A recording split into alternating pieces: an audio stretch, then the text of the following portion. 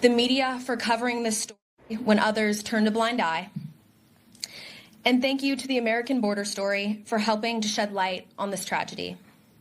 Most importantly, thank you to the brave families for sharing the precious lives of their loved ones.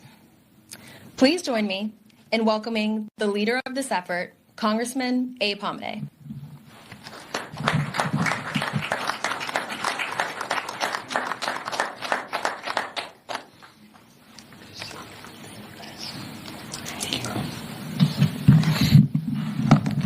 Now, it's an honor to be joined by Angel families and fellow colleagues and members of the American Border Story to announce the introduction of the Border Memorial Bill and honor those impacted by illegal immigration. And I want to thank all of you for being here. You have to relive that tragedy day in and day out, and you come to Capitol Hill, meeting with people in suits, and I know how tough it is to, fight for your loved ones, but I know they're watching from above, and they're very proud of all the work you're doing, and I'm very proud of all the work you're doing.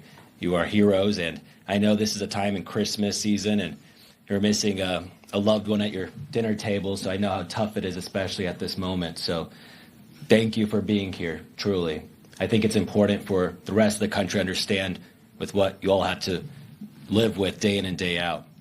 Now, for those of you who don't know what the term angel families refers to family members of individuals who are victims of violence committed by someone who is unlawfully present in the United States or violent cartel thugs.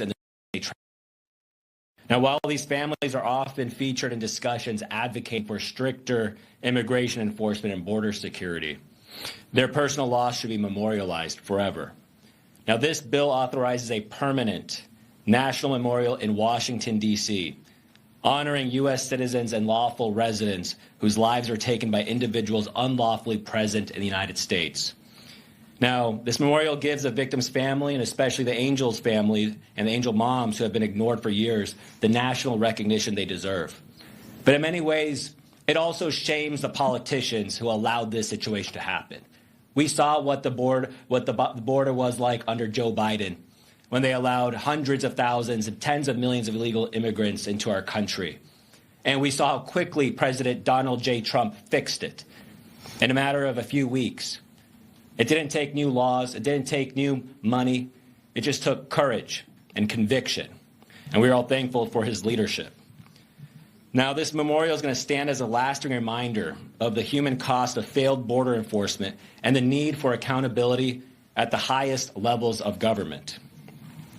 The memorial also honors the families devastated by that we continue to live through, a poison that flows freely across our border. Now, under the Biden administration, we know tens of thousands of Americans, many of them young people, have their whole lives ahead of them stolen from them because they were killed by this fentanyl, trafficked in by the Mexican drug cartels, brought in from the communist Chinese from overseas. What we've always been saying is that border security is national security. Now, these they are sons and daughters, brothers and sisters, taken by a drug war waged against American families from foreign soil. Now, their parents deserve to stand alongside the angel moms, united in grief, united in demanding accountability, and united in ensuring that Washington can never again look away.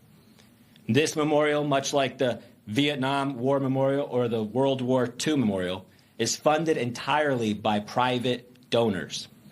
Federal funds are explicitly prohibited for design, construction, maintenance, endowment, or any related expenses. But to be honest, I wouldn't mind if the federal government spent money on this because we understand what happened. Look at the illegal immigrants and the crisis we have in Minnesota with so many people taking advantage of our compassion and our welfare state. We know how much waste there is in the federal government.